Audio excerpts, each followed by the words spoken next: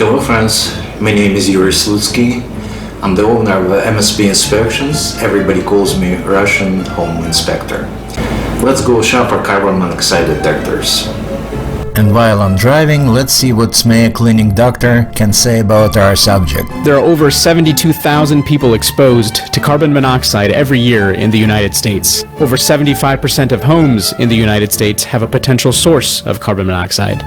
Sources include heaters, stoves, or generators. Carbon monoxide is an odorless, colorless gas. It is important to recognize signs and symptoms of exposure. These may include headache, oh man, nausea, dizziness, breathlessness, unconsciousness.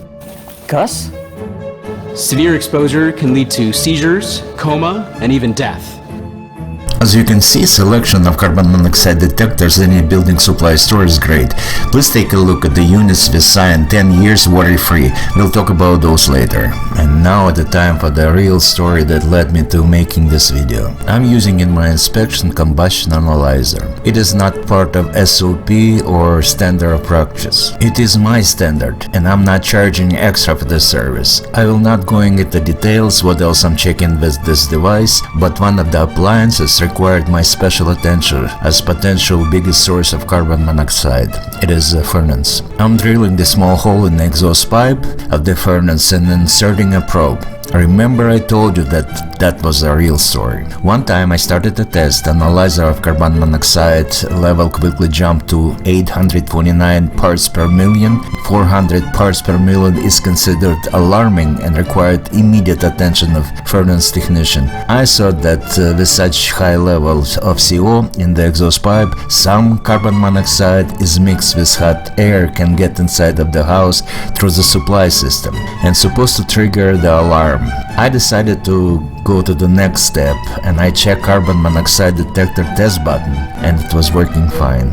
I decided to investigate it further and here's what I found. We put 10 detectors to the test. UL-approved CO alarms are required to sound within 15 minutes if levels reach higher than 400 parts per million.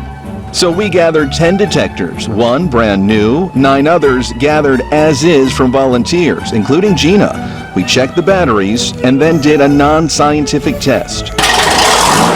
Using car exhaust to generate the CO, our reading right now is what? 0. Carroll Stream firefighter Chris Diebold used his meter to help us track the levels. This one says 433. Oh, we got nothing. And nothing. They climbed fast. Every one of these should be activated. Then finally, I got one of these going off.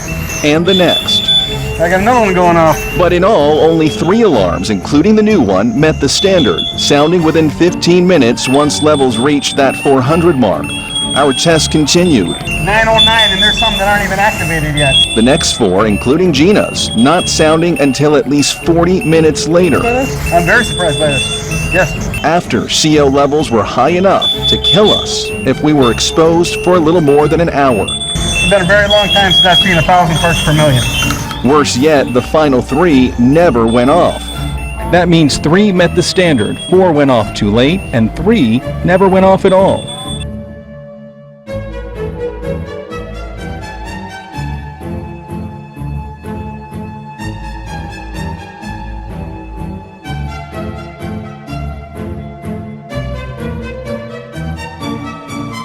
If you're buying a house, better replace the existing detectors and then replace batteries every 6 months if your unit using batteries. Remember 10 years worry-free units from building supply store? Even manufacturers not expecting that their units will be working more than 10 years. And finally, look for a good home inspector because if you don't, you can get in the trouble.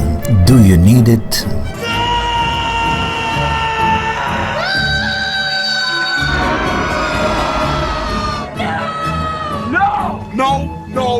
Зато вы всегда можете позвонить мне, и я буду рад вам помочь.